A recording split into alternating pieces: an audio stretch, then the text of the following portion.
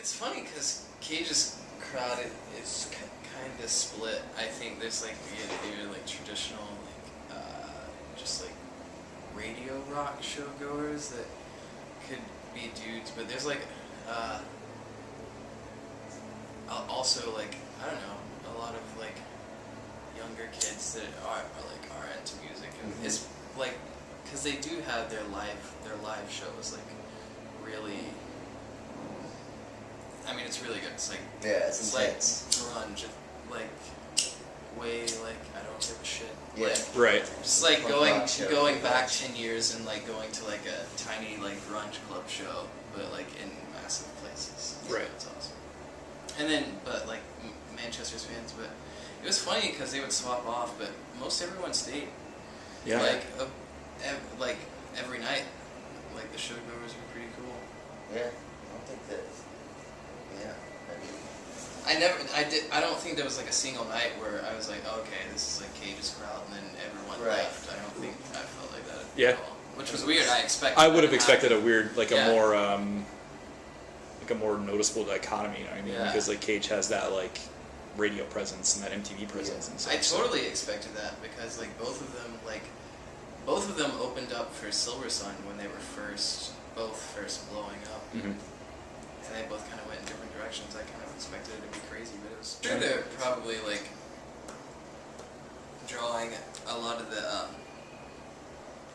the same kids, but like their crowds are still growing. Yeah, and even like I mean, even if it were the same group of kids, like I mean, their fan base at this point is just so much larger than ours. So if we can impress like. You know, at least a handful more each time. Right. And luckily, like, the 3 tours that we've done with them, like, the first one was their headlining tour, and the other 2 were co-headlining tours. Like, the second one with them and Thrice, so that's a different group of fans. Mm-hmm. Right. The third one with them and Cage, so it's an even, like, different group of fans. Right. So I feel like we've benefited, and it wasn't, like, so, like, stale as to be, like, the same type of people.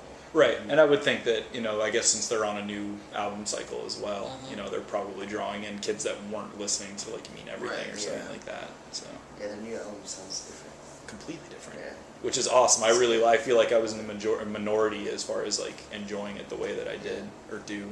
Yeah, I definitely think it's the best. Yeah, definitely. Yeah. But I think, like, if we continue to tour with them, like, the people that don't already like us at their shows are gonna have to learn to because we're best friends and we like for sure. love touring with them. Yeah. We like taking this out, so so it works. either Definitely the crowd has to either show up late and miss us or they have to. It's just awesome that like we can appeal to different crowds, like especially with this new record. I think like we have something to offer. Different people, you know, like we've got the ambient stuff and I don't know, I guess the heavier stuff. I'm glad to like be playing with like heavier bands too because we've never really gotten that opportunity. Right. Like it's weird because I mean we do have like heavier like songs and stuff like that, and we want to be like able to cross into that genre as well, or be associated with it. But yeah, I mean, we love like touring with different types of bands. We've even talked about like, I mean, with once the full length is out, we have like a bigger catalog, like catering, like different sets to different tours and stuff like that. But yeah, I like it. I think it's awesome. Have you guys had to give much consideration to that, like kind of catering your set? I mean, you have the EP and then the 7-inch that you guys did with Sainthood Reps. Yeah, and until recently, we really didn't have the catalog to be able to do that. Sure. You know, because like we'd only officially released 6 songs. Right. and like 2.5 years of hard touring, like off of that, and so we're definitely stoked to have more out there. Yeah, I just did a few dates with Ann Horse, who I think played right after us at Bamboozle, but we did like 4 dates with them.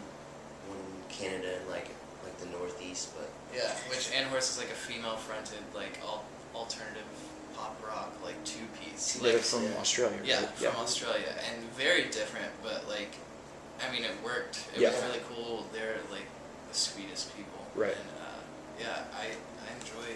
It keeps it from being like, I couldn't imagine like being like stuck in a category like being on a tour with like 4 hardcore bands. Like every time you Right. went out, like it would like, yeah, I think I would lose my mind. I think it would be frustrating. Yeah, you know what I mean? for sure. And probably